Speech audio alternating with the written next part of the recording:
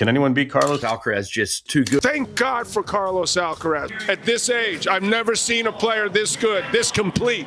GOAT conversations in tennis usually come at the end. You get Roger, Rafa, and Novak. Once the Grand Slams are counted, the rivalries are settled, and decades of dominance have made the argument impossible to ignore. That's how it worked for Federer, Nadal, Djokovic. You earned the conversation by surviving long enough to force it. Carlos Alcaraz is 22 years old, and the conversation is already happening. Oh my God, what are we gonna do? These three guys are finished. Not from fans in comment sections, but from the people inside the sport who understand exactly what they're looking at.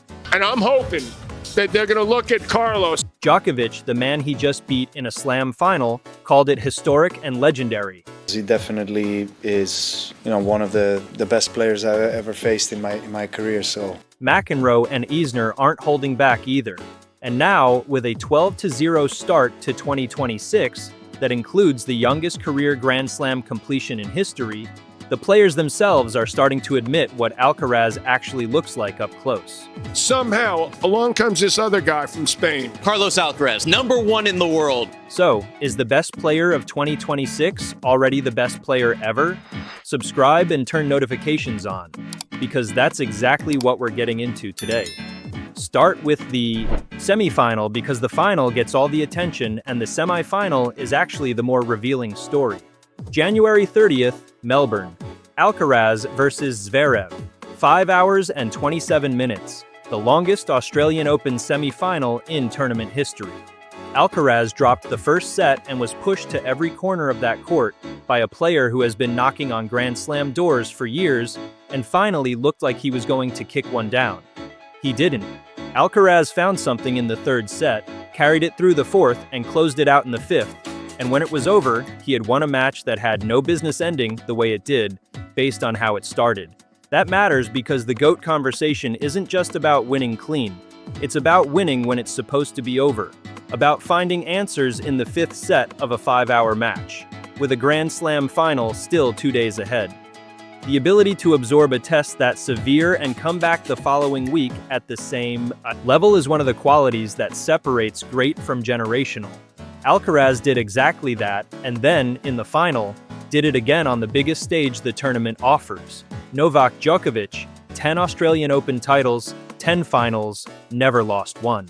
The most dominant record at a single Grand Slam venue men's tennis has ever produced. Alcaraz dropped the first set 2-6 and looked, briefly, like the occasion might be too large even for him. It wasn't. He took the next three, 6-2, 6-3, 7-5. And when the last point landed, Djokovic's perfect Melbourne record was gone, and Alcaraz stood alone as the youngest man in history to complete the career Grand Slam at 22 years, 8 months, and 27 days, surpassing Rafael Nadal's previous mark. 3 weeks later, he was in Doha. A tiebreak against Karen Khachanov in the quarterfinals was a useful reminder that he is not untouchable. The level required to beat him is real, just rarely reached. He won that match, then walked into the final against Arthur Fils, and it was done in 50 minutes, 6-2, 6-1. 12 wins from 12 matches to open the season, no losses. The career Grand Slam is the most demanding test of versatility in men's tennis. It requires winning a major on clay, on grass, and on hard court, 3 surfaces built around completely different physical profiles, tactical approaches, and mental frameworks. Clay is a war of attrition, rewarding patience and heavy topspin across 2 grinding weeks, where outlasting the opponent can matter as much as outplaying them. Grass is the opposite end of the spectrum, explosive serving, flat ball striking, and points that end before a rally truly begins, where half a second of hesitation is enough to lose the point. Hard court sits between both and demands the kind of adaptability that holds up across the longest stretch of the calendar, where the draw is deepest and the margins are at their smallest. Only 8 men in the entire history of professional tennis had completed it before January 2026. Roger Federer, Rafael Nadal, Novak Djokovic, Andre Agassi, Jimmy Connors, Roy Emerson, Rod Laver, Fred Perry. This is not a list of good tennis players. It is the short list of the sport's most complete athletes across the Open era and beyond, men whose games were capable of winning on surfaces with entirely different demands. Alcaraz is now the 9th and the youngest. Rafael Nadal, 22 Grand Slams, widely considered one of the 2 or 3 greatest players who ever lived, completed the career Grand Slam at 24. Alcaraz did it nearly 2 years earlier, before most of his rivals had even settled on their best surface. What that establishes is not that he's already the greatest, it's that the technical and physical foundation the GOAT argument requires is already in place at an age when most players are still in the process of building it. The conversation needs a floor. Alcaraz has already laid one. 48 hours after losing that final, Novak Djokovic sat in front of a microphone and called what Alcaraz is doing historic and legendary. This is not a player known for generosity toward rivals. Djokovic has spent 15 years in the most competitive era men's tennis has ever produced, carefully and deliberately protecting the narrative around his own legacy at every turn. In that press conference, he had every reason to be diplomatic, to credit the occasion without crowning the opponent. Instead, he reached for the biggest words available to him. That is not courtesy. It is a verdict from someone who spent a decade setting the standard, watched it get met in real time, and reached instinctively for the only language that felt accurate. John McEnroe and John Eisner have added their voices in the same direction. One honest note worth making: some of the specific phrases circulating online, the most viral clips, the sharpest sound bites, trace back to sources that are difficult to fully verify. What is verifiable is the consistent weight of the language. The people who competed at this level are not reaching for ordinary words when they discuss what Alcaraz is doing in 2026. They are reaching for the largest words they have.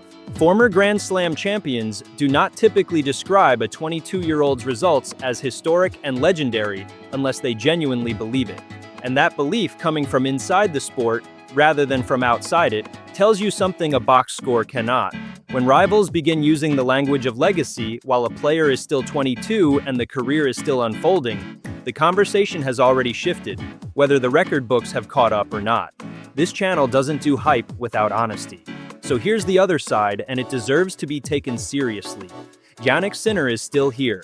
World number 2, multiple Grand Slams, a game developing in ways that make him genuinely dangerous on every surface. He is a rival in the truest sense, not a stepping stone or a transitional figure, a player who pushes Alcaraz to produce his best rather than exposing a gap in class. Their head-to-head over the next decade will be one of the defining storylines of this era, and the outcome of that rivalry is genuinely open. A few points going differently in Melbourne, and this entire conversation looks different. Margins that small don't disappear simply because Alcaraz came through. The largest counterargument, though, is longevity. Federer, Nadal, and Djokovic didn't just win, they sustained dominance across 15 years and 20-plus slam titles while the sport kept producing new challengers. Djokovic won his first Grand Slam at 20, and the GOAT conversation around him didn't start in earnest for another decade, after his 7th, 8th, 9th title. Alcaraz has been at the top for 2 years. 2 extraordinary years, but 2 years.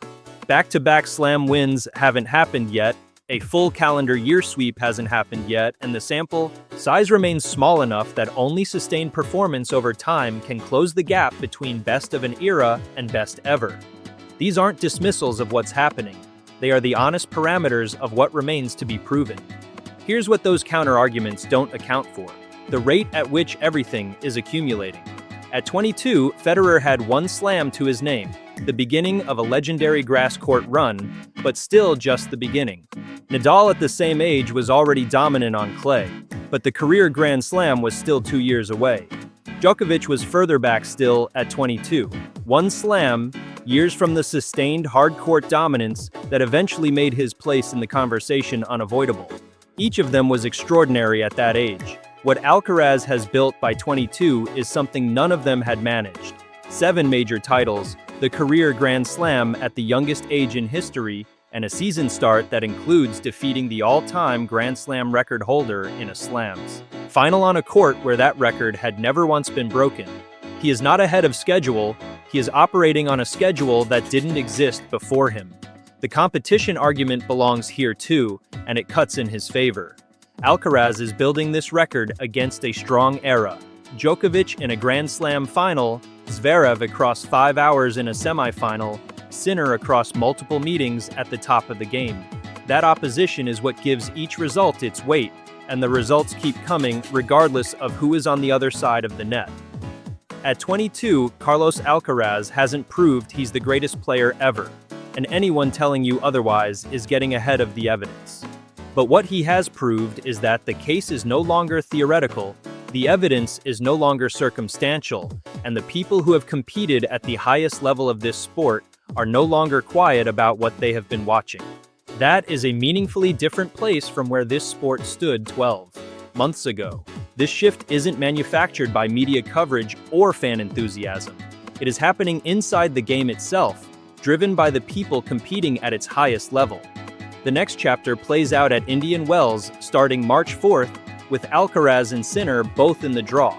Drop it in the comments. Is this still too early, or is the evidence already strong enough to take seriously? Subscribe and turn notifications on, because we'll be covering every moment of it.